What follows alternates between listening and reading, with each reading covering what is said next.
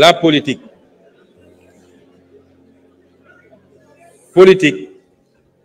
du rek doole, politique xel moo ci ëpp, politique comme làmb la booy dóor pour am ngemb la, waaye yéen pendant 10 ans da ngeen topp dóor bi rek.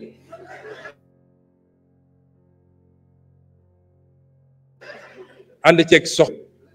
waaye fu ngeen mujje du kat appui de waaye biir bi nga moo lay fas ci suuf.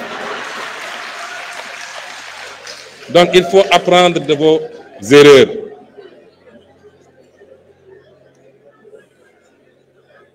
Il faut apprendre de vos erreurs et revenir à la raison. Et la raison, c'est de vous instruire. J'ai été ici, certainement un député virulent, mais j'ai été toujours dans les faits et dans les chiffres, sur les hydrocarbures, sur la fiscalité, sur les politiques agricoles. Je crois que cette assemblée-là, quand on y était, avec beaucoup d'autres députés de l'opposition, au moins on avait réussi à rehausser, sans avoir besoin d'insulter qui que ce soit. Certes, l'Assemblée, c'est la confrontation politique, c'est la guérilla parlementaire dans tous les pays du monde. Mais nous n'avons jamais dépassé les limites, en tout cas en termes langagiers, et à chacune de nos interventions, qui tournent encore sur les réseaux sociaux, nous avons parlé des vrais problèmes de ce pays. Ceci dit, ça a été posé, et bien posé, par l'honorable Cheikh Tidiane Youm. Nous avons présenté un programme, une vision ambitieuse. Li ñu présenté Sénégalais bu ñu ko defee Sénégal génn ci guuta kooku amul werante mu des nag naka lañ koy defee am na intervention yu bëri yu fi am day dellu si li nga xam ne mooy liñ ñu fagote mun naa bu ñu dugg ci détail ndax lu bëri liñ fi wax mi ngi ci déclaration de politique générale bi lu bëri liñ fi wax mi ngi ci référentiel 2050 bi lu bëri liñ fi wax mi ngi ci master plan bi lu bëri liñ fi wax mi ngi ci plan quinquennal bi waaye dañu am problème mu mentalité mooy on doute toujours de nous-mêmes ba pare jàpp nañ ni lépp dafa war a jóge ci biti wax nañu léegi affaire fond honorable Mbaye Dione wax na ci. Je salue son analyse. Il a bien posé le problème. Mais il n'a pas parlé de la solution. Ma njëkk a leeral ni exercice de vérité bi ñu def benn Sénégalais waruñu ne waru leen ko woon wax benn Sénégalais rawatina nag homme politique ñëw saytu réew gis ni réew bi dañ la ne woon bor bi fukk la ndekete bor bi nga fekk ñaar fukk la ñu ne la li manqué ci di nga soxla pour liggéey juróom la nga xool ndekete fukk la waaw ñu ne la loolu waroo koon wax ndax soo ko waxee bailleurs yi dañuy tiit kon nëppal ko mooy li nga fi fekkoon ci naka sudul noonu defal noonu continuer ko parce que li gaa yi war a xam mooy suñ ko waxuloon ba mandat bi di jeex noonu la ñuy continuer ci suul bukki sulli bukki te balaa mandat bi di jeex bor bi kon dootul nekk 85 ou 87% waaye dina egg 150%. loolu la ñuy demander waru leen ko woon wax parce que les bailleurs loolu naka la ko homme politique mën a xalaate kon soo gisee luy taal réew mi ak luy yàq réew mi ak lu koy dugal ci guuta nanga ko nëbb balaa bailleurs yi di ko yëg parce que suñu àdduna yëpp jàpp nañ ne la ñuy développer ci biti la war a jóge ñëpp a war a applaudir le courage politique du président Bassirou Diomaye Faye ñëpp a ko war a applaudir mu des nag bañ koy wax xam nañ li ñuy wax lu mu doon xam nañu liñ ci ñu mën a fekk waaye nous avons assumé et nous assumerons chaque acte que nous posons chaque acte que nous posons et l'exercice de vérité sera total et complet wax naa ko ni bu ñu paree ci lii ba cour bi joxe valider audit bi te bu boobaa ku taxawoon fii weddi nag bu taxawaatee fii nee leen ko waxoon dëgg de ndax lappi-lappi ñu lay bindal ngay wax rek te xam-xam bi soriwul ku taxawoon fii ni lii amul ci audit des finances publiques bu Cour des comptes génnee rapport am bu taxawati fii neen ko sëñ bi am nga problème de rapport avec la vérité waaye def nañ ko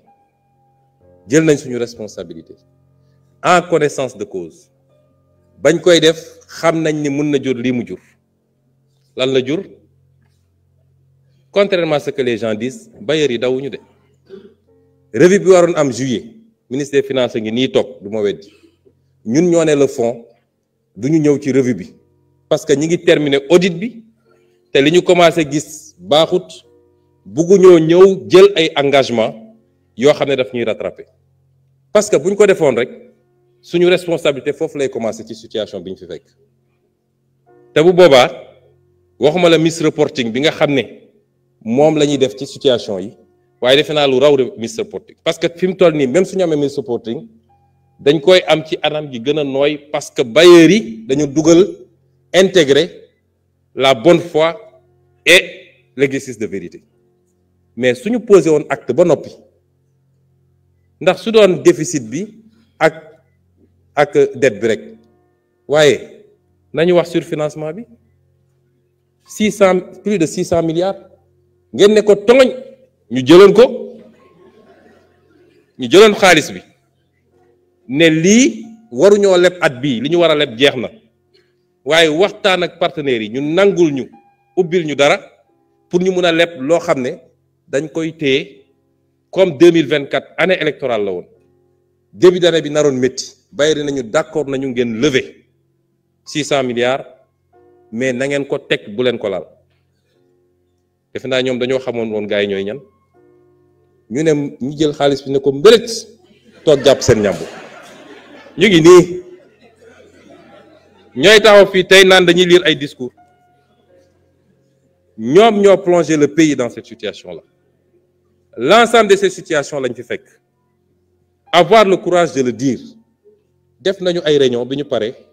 ministre des finances a ngi nii ministre de l'économie ngi nii ministre secrétaire général mi ngi nii ñun ñëpp ñu daje palais on a fait plusieurs réunions qu'est-ce qu'il fallait faire de cette situation-là comment il fallait la gérer comment et nous avons pris notre responsabilité tous ensemble peut-être avec des divergences d'approche sur la méthodologie mais ñëpp dëppoo nañ ni bu ñu jël la responsabilité ñun de couvrir ça nañ wax sénégalais yi li xew moo tax bañ ko defee dañu wax bailleurs yi ne leen ma leeral ko fii te mun ngeen woowaa fond bi dinañ leen ko confirmer parce que loo wax ñu dem takk seeni presse di désinformer suba ak ngoon ci loo xam ne tegul fenn ba barki démb dégg ngeen ñu bind ne gouvernement bi moo demandé à ce que la Cour des comptes bañ a génne rapport ñooñu def nañu communiqué démentir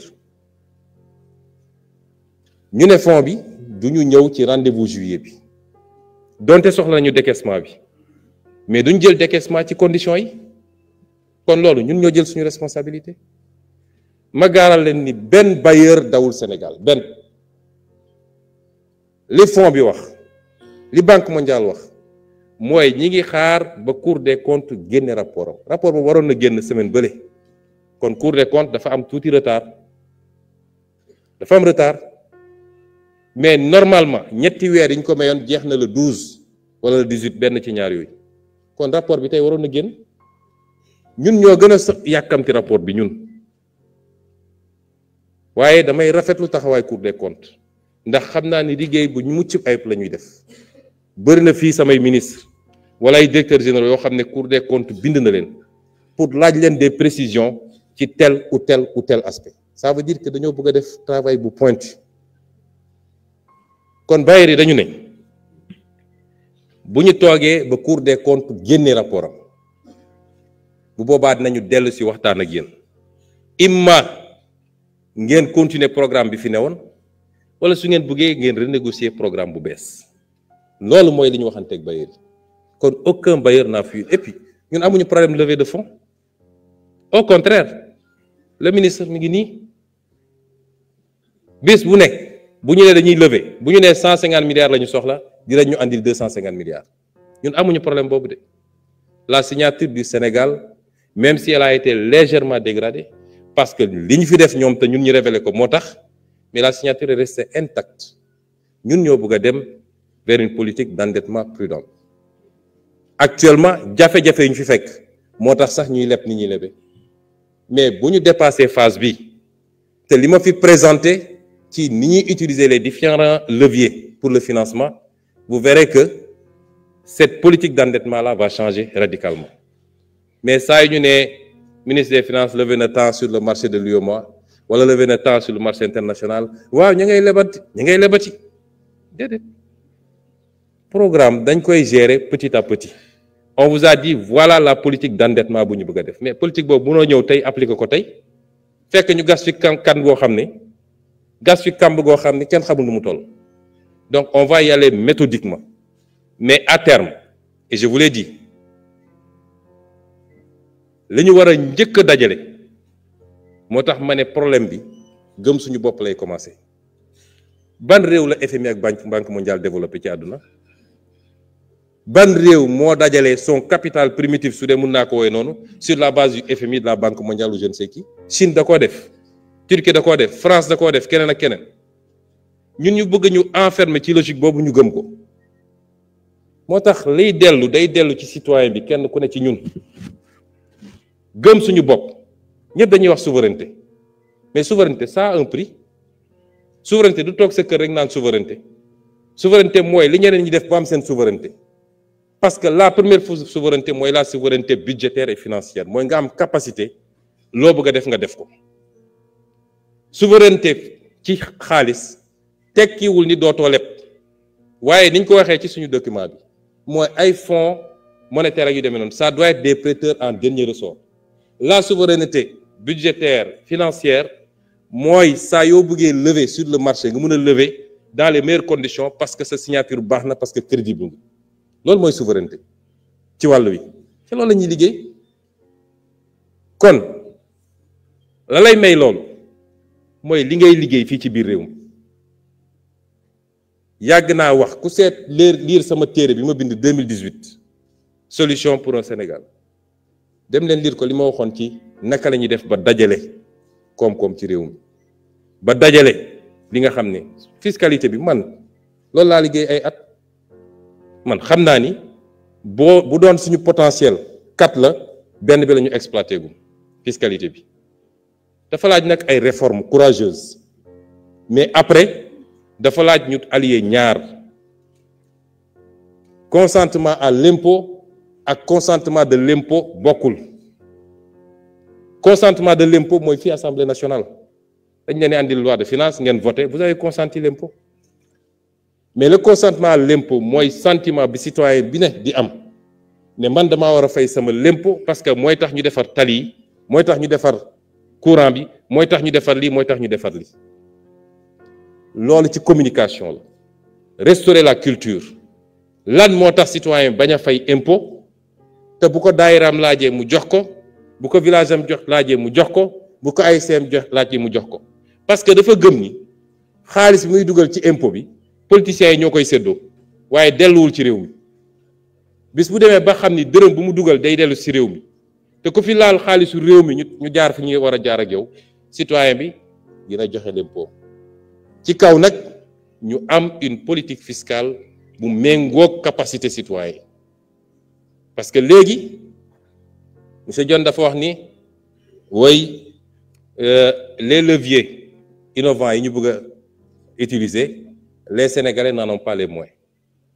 mais les Sénégalais ne vont pas rester éternellement pauvres parce que sooy apprécier dara da nga koy apprécier dans la globalité li ñu wax yépp ci ay politiques publiques yu ñu war a déployer mais l'objectif c'est de sortir le maximum de Sénégalais de la pauvreté vers les classes moyennes et ainsi leur permettre d'avoir la capacité d'épargner, mais c'est de sortir aussi d'autres Sénégalais de l'extrême pauvreté vers peut-être un peu moins de pauvreté. Tey la Chine 50 ans ci gannaaw les gens mouraient de famine La Chine a pu sortir plus de 750 millions de personnes de la pauvreté. La Chine a su se faire une classe moyenne. Est-ce que FMI m'a financé? Est-ce que Banque mondiale m'a financé? C'est peut-être les efforts internes. Nous boole ko nak avec une ouverture réfléchie, parce qu'aujourd'hui, on a plus besoin d'investisseurs qui viennent investir dans ce pays, mais qui investissent sur des bases gagnant-gagnant. C'est ça qui manque dans ce pays. Kuy ñëw di investir dafa ñëw pour gagner, mais dafa war a bàyyi lenn ci réew mi te li ëpp ci réew mi la ko war a bàyyi. Mais fii rek ngay gis ay situation yoo xam ne investisseur dina ñëw te la ñuy nangul ko jóge bitim réew duñ ko nangul waa réew mi. ñi ñu koy nangul ci waa réew mi ñoom ñëpp ay écran lañu, dañuy ristourner. Loolu mooy problème bi. Mais on a plus besoin de ça parce que le Sénégal est attractif. Bu leen kenn gëmloo ni réew mi réew mu ndol, réew mu am géej, am pétrole, am gaz, am zircon,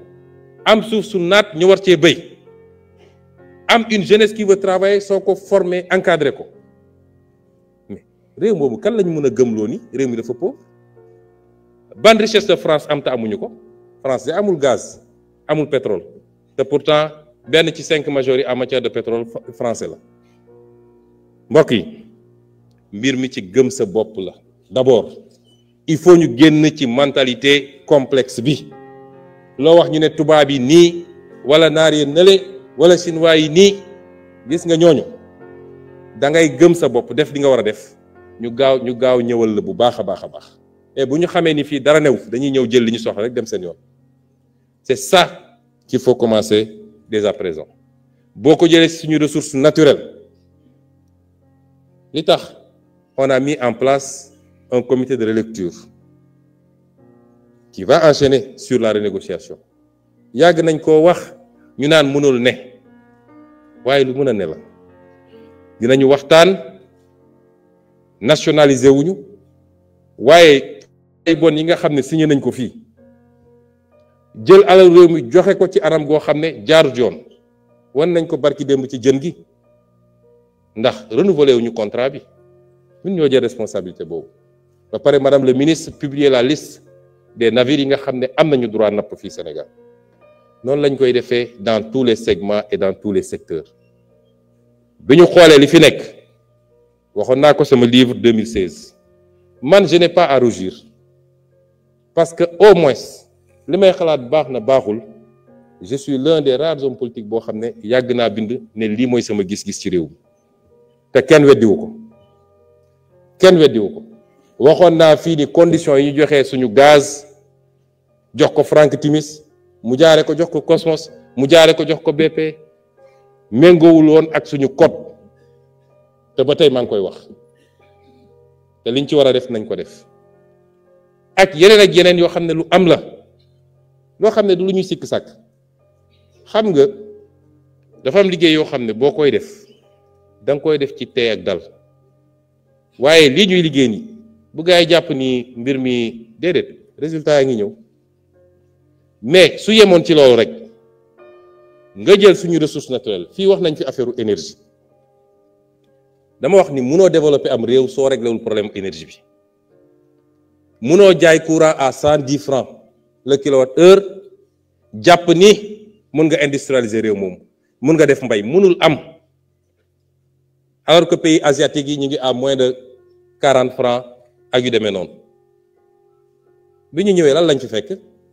jëlal suñu gaz bii nekk GTA lan mooy option nguur gi fi nekk lan la ñu signé mooy gaz bi nañ ko liquéfier dugal ko ci ay bateau dem jaay ko bitim réew ñoom daal lu fi am rek na dem parce que Babacar Ndiaye posé na question ci naka la ñuy def ba gën a tirer sur nos ressources naturelles. Première mesure bi mooy ñuy fexe ba transformer ici am ay sidérurgie ici pour le faire am ay raffinerie d'or ici mais suñu gaz bi nañ ko andi fii parce que quand vous exportez du gaz vous exportez de l'industrie. Quand vous exportez du gaz vous exportez de l'industrie. Gis nga li xew diggante Amérique ak Europe dugal nañu Europe ci guerre gaz bi ñu waroon amee Russie amatuñu ko gaz bi bu ji cher trop ci ñoom tey l'Allemagne est en crise pourquoi parce que compétitivité am moo wàññeeku ndax li mu doon jëndee gaz ak yeneen yi mu soxla te moom loolu amu ko loolu léegi pipeline bi ko doon jëlee Russie di ko andi loolu amatul mu war a dem uti gaz de schiste ba États-Unis ñu liquéfier ko transporter ko mu coûte cher moo tax société yu bëri ci Europe commencé délocaliser di dem États-Unis parce que fa la gaz bi ne fa la énergie bi ne moo tax ñu ne président américain bi fi jógee en 4 ans il a réindustrialisé les États-Unis déedéet il a bénéficié d'une situation ñun ñu fekk fi ñii suñu gaz gii ñu am BP ne leen seet leen ñaata ngeen ci soxla ngeen wax ma ñu ne non non ñun soxlawuñ ci dara duñ ko weddi ñun soxlawuñ ci dara dañuy xaar yaakaar teranga yaakaar ñoom seen lépp yaakaar la dañuy xaar yaakaar teranga kañ lañ koy def ñi ngi wut partenaire amaana 2035 lañ ciy am dara mais est-ce que ñun suñu projet de développement mun na xaar 2035 mënu koo xaar ñooñu ne leen léegi may nañ leen 70 MFCF yéen 35 Mauritanie 35 mais loolu dañ leen ko may ñoom ñe loolu doy na leen 35 MFCF ça te permet juste d'alimenter une centrale de 250 mégawatts moo tax ñu bëggoon def pipeline bi yóbbu kon centrale Ndar énergie bi ñuy def fële booru Ndar mais loolu ñàkk vision weesul loolu noonu bi ñu ñëwee dañu wax suñu partenaires yi ni ñun dañoo soxla gaz bi soxlañ ci gën saa tuuti 150 MFCF yu ci yokk nga boole ko 35 yi parce que loolu dinañu permettre au moins ñu mën a am 5 centrales yooyu fonctionnant au gaz nous permettront peut-être de vendre le kilowattheure à 40 francs mais soo amee kilowattheure à 40 francs tu industrialises ce pays-là tu développes l'agriculture parce que suñu nee 10 000 mégawatts la ñu bëgg a dem à l'horizon 2050 tey ñu ngi ci ñaata mégawatts 1800 kon li ñu war a ut bëri na le mix énergétique ne pourra pas permettre à tout casser dans le mix énergétique à court et moyen terme gëwma di mun nañu am plus de 3000 mégawatts kon fan la ñuy jëlee le résultat da nga am gaz fii ne gars yi dugal leen ci ay bateau yóbbu man soxlawuma ñàkk vision weesul loolu kon dans la gestion li ma wax gëm sa bopp on n'invente pas la roue on la réinvente pas la ñeneen ñi def développer bu ñu ko defee raw leen les bonnes pratiques sont universelles les bonnes pratiques elles sont universelles mais ñun dañuy juutal mbir yi ba pare nekk ci erreur ba pare sax ci am ci fierté nag loolu mooy suñu problème modèle développement bi ñu expérimenté pendant toutes ces années là fan la am ci àdduna ban réew la développé amul quelqu'un a parlé de substitution des exportations ou des importations réew moo xam ne yow jàpp nga ni loo soxla da nga ko war a jéggaani loo am tayle ko en résumé c'est ça tes matières premières tayle nga ko li nga soxla pour dund da nga koy jéggaani tu ne produis rien dans ce pays bu ñu paree nga taxaw ne yelwaan lebal leen ma may leen ma bu mbir yi dajee ba bëri nga ne nañu xoolaat nu ñuy effacer dette bi wala nu ñu koy rééchelonner c'est ça notre modèle c'était ça notre modèle moo tax monsieur Dione un pays se transforme d'abord au mental il faut que ñu am un bon référentiel bu ñëpp dëppoo est-ce que fii ci biir salle bi am na kenn koo xam ne nee na d'accord ak référentiel bi muy benn il faut qu'on ait un leadership ñenn ñi ñu ko doon waxee ay diw de su demee di photo ak tel président affaire complexe yooyu c'est pas ça le leadership encore que ki ñu doon wax moo leen gën a protéger di foofu gën leen jekk ci président le leadership mooy nga bëgg sa réew sa loxo set nga ñeme liggéey bi te doo seet dara loo xam ne sa intérêt bopp la loolu mooy leadership waaye diw est un grand leader diw est un truc alors que yow sa poche rek ngay xalaat c'est pas ça le leadership mais ñaar yooyu bu amee ba noppi il faut une masse critique. Je suis en train de réciter parce que li dama ko yàgg a wax démb te tey la gën a dëggu ci man. Il faut que askanu Sénégal xam ni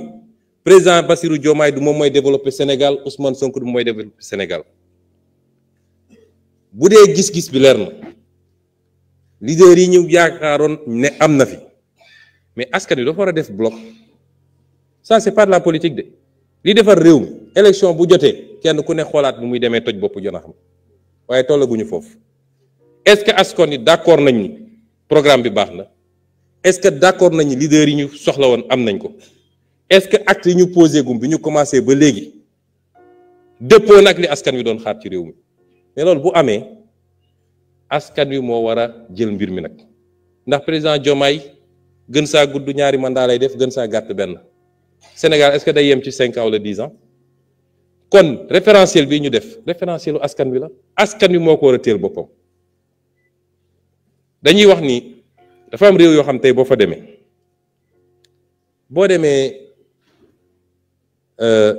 Malaisie dañuy wax ni malaisien bu nekk am na lu mu xam ci programme de développement bi nga xam ne Mahathir moom la fa andi woon ba soo wàccee ci aéroport bi taxi bi ngay dégg boo waxtaanee ak moom dal ne ah man de ci mbay mi ak ci transport bi defe naa li mu def bëgg a def baax na parce que lii ak lii ak lii. Rwanda bii looloo fa am Rwanda boo fa demee organisation bi fa am discipline bi fa am mais ni ñuy àndee ak seen président gisuma ko feneen ci Afrique. loolu la ñu soxla fii Sénégal moo tax ñu insister sur la discipline et les valeurs kenn ku ne ci ñun am na loo xam ne yaa ngi koy traîner ci ay taar yoo xam ne baaxul ci réew mi en termes de discipline, en termes de patriotisme, en termes de bëgg réew mi ba léeg-léeg nga ne lii baaxul ci réew mi donte sama intérêt la bàyyi ma moytu ko loolu ci la bokk. C'est l'aspect le plus difficile, je le conçois, parce qu'il faut beaucoup de communication, il faut beaucoup de proximité. Changer l'aspect immatériel, imperceptible, moo gën a jafe dans les politiques de développement. Mais une fois que le déclic est là, kenn dootul arrêter le processus de développement. luy jëm kanam la rek kenn mënut ko arrêter. moo tax ñun ñëpp suñu responsabilité, y compris les députés de l'opposition, y compris les partis de l'opposition. parce que nag man gisaguma lu ñu fi reproché de bu ñu toogee léegi nee nañu mbir yi dafa yéex, dund gi dafa cher. def naa am nañu ko warul wax ci réew mi de ndax bu ñu defoon li ñu waroon def dund gi du cher te ñun liñ ci jot a def bu ñu ko defee d'ici 2 ans 3 ans 5 ans on verra ndax dund gi cher na ba léegi wala wàññiku na. lu ñu yàq pendant des décennies nga ne ci ñaari weer wala ci juróomi weer nañ ko defar loolu c'est de la politique politicienne te li xew ci réew mi musul am nag kenn musut a gis régime bu toog man de fekke naa fi au moins ñetti alternance régime bu toog neewagoo salaamaaleykum sax gars yi mel ni nag lu kenn xamul ànd ak seen presse mbër désinformation saaga xaste lu nekk ñu def ko jàppoon ni loolu dina leen may nag élection législative ñu gañe ko waaye def naa bi ñu ci jógee ba léegi gars yi mel na ñu liw de te di ngeen yàgg liw nag liw moom di ngeen ko yàgg def. li ma bëgg a wax fii mooy liggéey bi day tàmbale fi ñu war a juger mooy les actes que l'on pose tous les jours, la manière dont on avance brique après brique foofu la ñuy juger. am na lu bari li fi xewoon ñi xam nañ ni lii ñu gis nii ute na ak moom sore na ko ba tax nag yenn question yi nga xam ne posé nañ ko fi dama wax ni déclaration de politique générale la mënoon nañ ko emale fii parce que toog naa lu mat ñetti waxtu di déglu député yi dégguma fii une critique par rapport à ce qui a été présenté kon loolu d'accord nañ ci. am na nag des questions yoo xam ne c'est pour préciser tel ou tel aspect am na lu ñu ci mën a wax ci lu gàtt tontu naa ci mbirum partenaires yi ak souveraineté économique ak question de financement yi ñaar yu bokkul mais tontu naa ci defe naa brièvement